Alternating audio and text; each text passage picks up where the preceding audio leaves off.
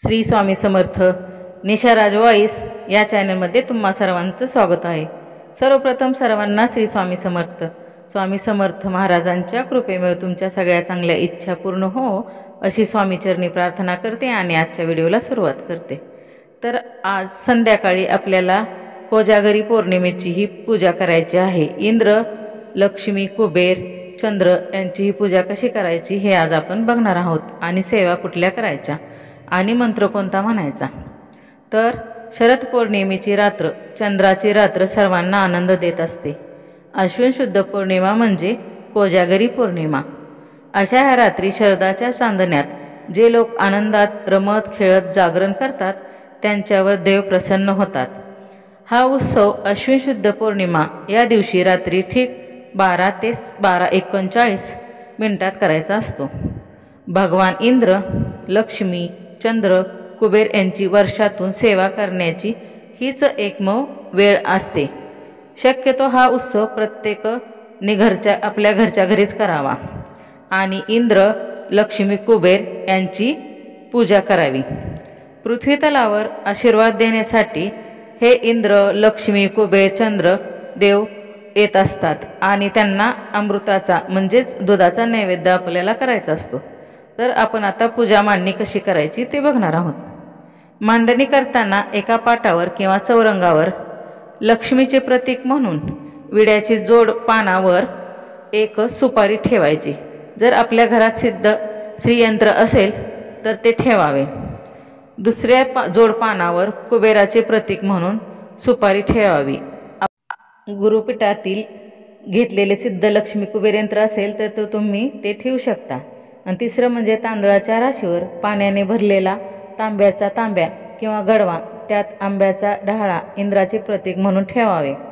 चौथं म्हणजे चंद्राचे प्रतीक म्हणून चंदनाचा भरीव गोल असा बनवावा। अशी मांडणी रात्री 12 वाजेपर्यंत करून ठेवावी। रात्री ठीक 12 ते 12:30 या 30 मिनिटात दुधाचे भांडे चंद्रकिरणात ठेवावे, जेणेकरून चंद्रदेवता शलाका रूपात अमृताचा प्रसाद घेतात।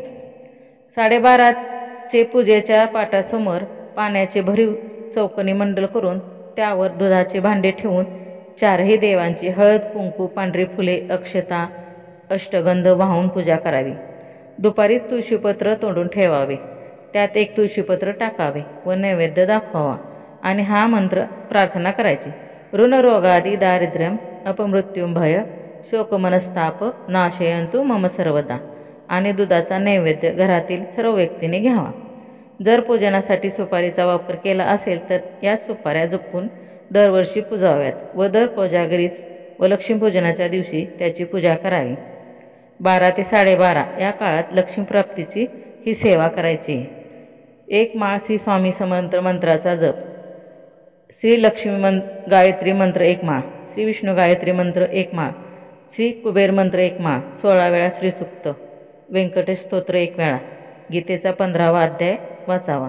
ही अतिशय महत्त्वाची लक्ष्मीप्राप्तीची सेवा आहे। लक्ष्मी म्हणजे स्त्री, शोभा लक्ष्मी अनेक प्रकारची आहे। वित्त लक्ष्मी, गुणलक्ष्मी, लक्ष्मी, भावलक्ष्मी वगैरे सर्वच प्रकारची लक्ष्मी जागृत माणसाला मिळते। आळशी, प्रमादी किंवा झोपाळू माणूस प्रत्यक्ष समोर असलेल्या अलक्ष्मीलाही ओळखू शकत नाही। देवी महालक्ष्मी ही परम दयाळू आहे, कृपाळू आहे, ती हित करणारी आहे। पण या देवीची मोठी बहीण मात्र संकटे आणते, त्रास देते, कटकटी निर्माण करते अशी कल्पना आहे। मोठ्या बहिणीस अक्काबाई म्हणतात। तिचीच अवकृपा झाली की लोक म्हणतात अक्काबाईचा फेरा आला। ही अक्काबाई पौर्णिमेच्या दिवशी अनेक झोपलेल्या आळशी लोकांवर रागवते, पण ते जे जागरण करतात, वरील सेवा करतात त्यांना सुख, समाधान, संपत्ती लाभते। कोण जागतो आहे, कोण जागरती यावरून या पौर्णिमेला कोजागरी असे नाव पडले।